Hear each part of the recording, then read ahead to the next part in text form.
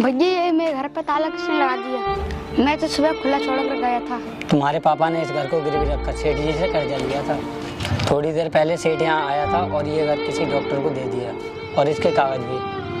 अरे भैया हमने तो सेठ के सारे पैसे दे दिए। ये कलयुग चल रहा है छोटू, जिसको जहाँ मौका मिलता है वहाँ बखसता नहीं। तुमने सेठ को पैसे देते वक्त घर के कागज वापस दिए थे क्या? नहीं भैया, इसके बारे में मुझे कुछ जानकारी नहीं है। तो बस यही तो तुम्हारी भूल थी, जो तुमने सेठ जी को मौका दिया और उसने मौके का फायदा उठा लिया। ये तो मुझसे बहुत बड़ी गलती हो गई। अब मैं क्या करूं?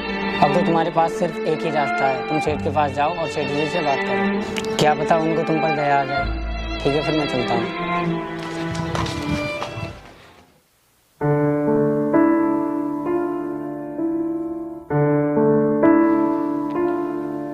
सेठ जी, आपने मेरे साथ ये क्या कर दिया? हमने तो आपका सारा कर्ज दे दिया, तो फिर हमारा घर किसी और को क्यों दे दिया? अबे तेरी बुद्धि खराब है, भांग पी कर आया क्या? अगर तू मेरा कर्ज दे देता तो मैं तेरा घर किसी और को क्यों देता? ये तो आप बेईमानी कर रहे हो सेठ जी। मुझे बेईमान बता रहा है? तुझे पता भी है तेरे बाबू को कर्ज देकर कितना बड़ा एहसान किया था मैंने? ऐसा नहीं, अन्याय किया था तुमने मेरे साथ, क्योंकि तुमने एक बच्चे के सिर से छत छीन ली। ये बेहूदी की बातें बंद कर। क्या सबूत है तेरे पास जो तूने मुझे पैसे दिए? सेठ जी, ये तो भगवान भी जानते हैं और आप भी जानते हैं। पागल हो गया है तू? घर खोने के सपने में कोई सबूत है तेरे पास? कोई रसीद है तेरे पास?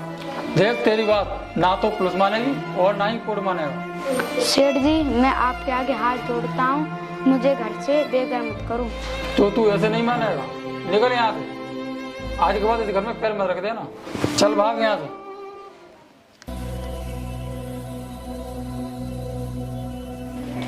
अबे अंदर कहाँ घुसे चला रहा है? मैम साहब, ये घर तो मेरा है। सेठ ने मेरे साथ धोखा करके ये घर आपको दिया है। आप सेठ से कहो ये घर मुझे लौटा दें। पागल खाने से भाग कर आया है क्या? कभी सपने में भी देखा ऐसा घर? पता नहीं कहाँ से चले आते हैं ऐसे लोग। मेरी बातों का विश्वास करो मैम साहब, सेठ ने मेरे साथ बहुत बड़ा धोखा किया है। जिस सेठ की बात कर रहा है ना, वो मेरे पिताजी हैं। उन्होंने मुझे ये घर खरीद के दिया है। इस घर के कागज भी है मेरे पास। मैम साहब, इस घर को गिरवी रखकर हमने सेठ से कर्जा लिया था। हमने सेठ के सारे पैसे दे दिए, पर सेठ ने इस घर के कागज नहीं दिए। अच्छा, तो बहुत अच्छे। क्या खूब दिमाग लगाया घर को हड़पने का। मुझे तो तू कोई फ्रॉड लग रहा है, जो लोगों को गुमराह करके उनके घर को हड़प लेते हैं। नहीं मैम साहब, आप अपनी तसल्ली के लिए यहाँ के लोगों से पूछ सकती हैं। मुझे यहाँ किसी से कुछ पूछने की जरूरत नहीं है। तू जाता है या अभी पुलिस को बुलाऊं? नहीं मैम साहब, आप पुलिस को मत बुलाइए, मैं ही चला जाता हूँ। वहाँ अंदर कहाँ जा रहा है तू? वो चोर तो नहीं है तू? नहीं मैम साहब, इस घर में मेरे पापा की तस्वीर है, मैं वो ले जाना चाहता हूँ।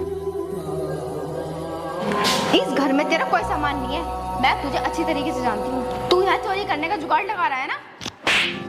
और हाँ, अब यहाँ दोबारा आने की कोशिश मत करना, वरना मैं पुलिस को बुला लूंगी।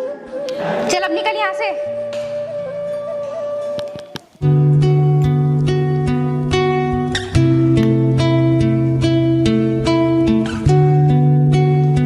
सर, मैं अंदर आ सकता हूँ क्या?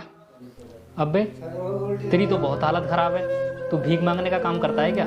और हाँ, अंदर मत आ, वहीं से बता क्या काम है तेरा। अंदर आना हमारे हॉस्पिटल की बेइज्जती होगी। डॉक्टर साहब, जो आपने घर खरीदा है ना, वो घर मेरा है। आप सेठ से बात करो और मेरे घर की जांच करो, क्योंकि सेठ ने मेरे साथ बहुत बड़ा धोखा किया है। अबे चल हट, निकल यहाँ से। तू इस काम के लिए मेरे पास आया है? मुझे लगा मेरे अस्पताल में तू साफ सफाई का काम मांगने आया है। चल निकल यहाँ से। साहब, गरीब की बुद्धुआ मत लो। अबे चल, उस घर के गेट पर खड़े होने की भी औकात नहीं है तेरी। डॉक्टर साहब, मुझे रोड पे लाकर आपको क्या मिल जाएगा? जितना जल्दी हो सके निकल यहाँ से, वरना हर मर्ज का इलाज है मेरे पास। ऐसा इंजेक्शन ठोकूंगा कि तड़प तड़प कर जान निकल जाएगी तेरी।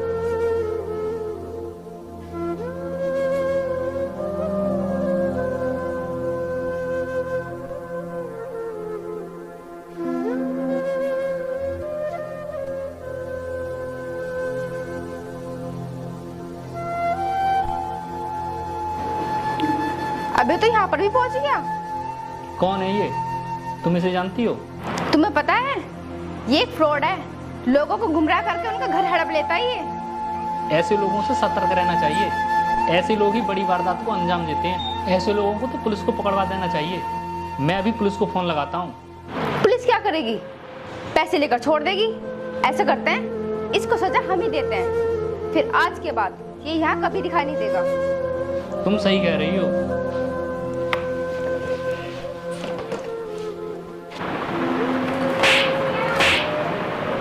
चल अब निकल यहाँ से, और आज के बाद यहाँ कभी दिखाई मत दे जाना।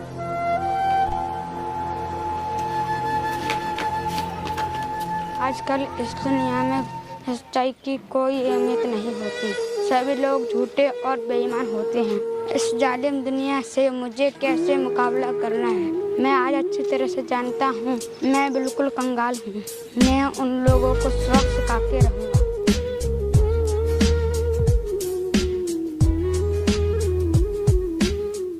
अब इस ब्रुश से मैं अपनी किस्मत बदलूंगा और उन लोगों को सबक सिखा के रहूँगा।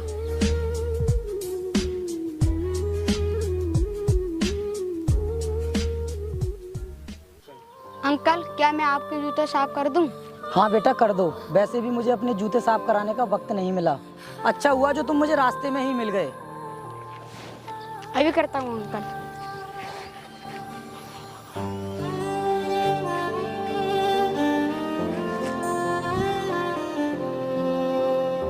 अरे बेटा, किस्मत के मारे हुए लगते हो।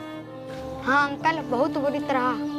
अरे बेटे, जूते साफ करने से तुम्हारी किस्मत नहीं बदलने वाली। हाँ अंकल, मैं जानता हूँ, लेकिन अंकल मैं बड़े बड़े होटलों पर जाऊँगा, वहाँ पर बड़े बड़े लोग आते हैं और अपने जूते छोड़ जाते हैं। मैं उन जूतों पर पॉलिश करके चमका करके बाजार पर बेचूंगा और एक दिन मैं जूते की कंपनी का बहुत बड़ा मालिक बन जाऊँगा।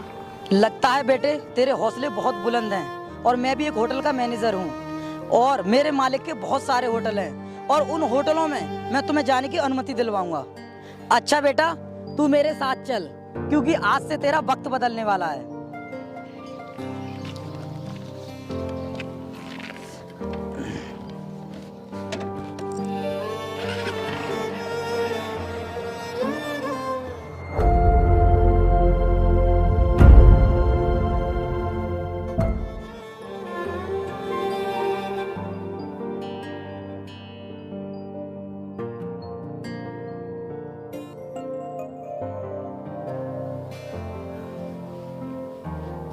क्या हुआ? तुम इतने घबराए हुए क्यों? कोई सीरियस केस है क्या? सीरियस केस नहीं डॉक्टर साहब, पुलिस केस है। सीबीआई के साथ पुलिस ने हॉस्पिटल में छापा मारा है। क्या? विधायक जी को फोन लगाओ। डॉक्टर साहब, विधायक से कुछ नहीं होने वाला, पुलिस के साथ सीबीआई रेड पड़ी है। ठीक है, मैं कुछ करता हूँ।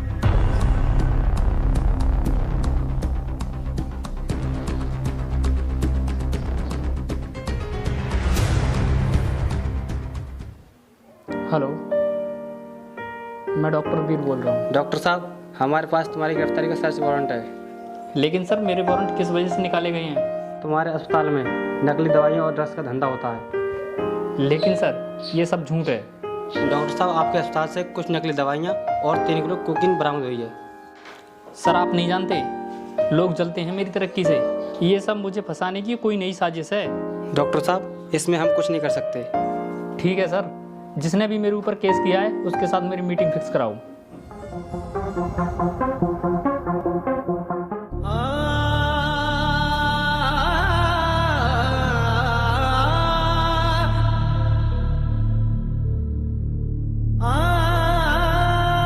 जी ऑफिसर, क्यों बुलाया मुझे यहाँ पर? ये डॉक्टर साहब आपसे कुछ सवाल जवाब करना चाहते हैं। जल्दी बोलो, मेरे पास इतना टाइम नहीं है। सर, मैं ये जानना चाहता हूँ कि आपने मेरे वारंट किस वजह से जारी कराए हैं। सर, मैं आपको जानता भी नहीं हूँ, फिर मेरी आपसे क्या दुश्मनी हो सकती है? मुझे आप भी जानते हो और आपकी वाइफ भी और आपका सेठ ससुर भी, लेकिन मुझे पहचान नहीं पा रहे हो। माफ कीजिए सर, हमने आपको पहचाना नहीं। अब आप ही बता दीजिए कि आप कौन हो। बेटा, तुम ये सब गलत कह रहे हो। तुम अपना केस वापस ले लो, नहीं तो हम सब रोड पर आ जाएंगे। तभी तो तुम्हें पता पड़ेगा, जब किसी के सर से छत छिनती है ना, तो कितनी तकलीफ होती है। ये क्या बोल रहे हो सर? बात को घुमाओ मत, सीधे सीधे बताओ बात क्या है। सीधे सीधे सुनना है ना, तो सीधा सीधा सुन।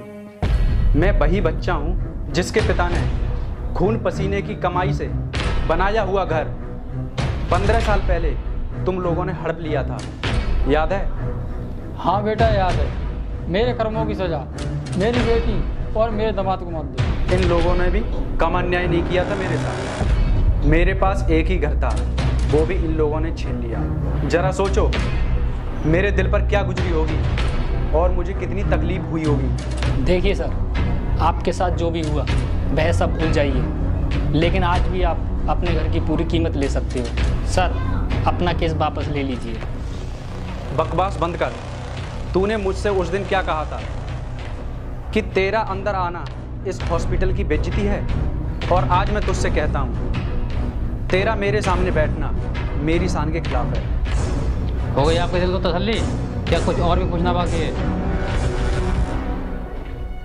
मैं अब किसी को कुछ भी बताने नहीं चाहता, क्योंकि मेरे पास इतना टाइम नहीं है। और सुनो, इन लोगों ने अपनी छोटी छोटी बातों के लिए हमेशा गरीब लोगों की बलि चढ़ाई है, इसलिए इन लोगों को कोर्ट में घसीटो और कड़ी से कड़ी सजा दिलवाओ। ऑफिसर, ले जाओ इन्हें और जेल में डाल दो। चलो भाई चलो।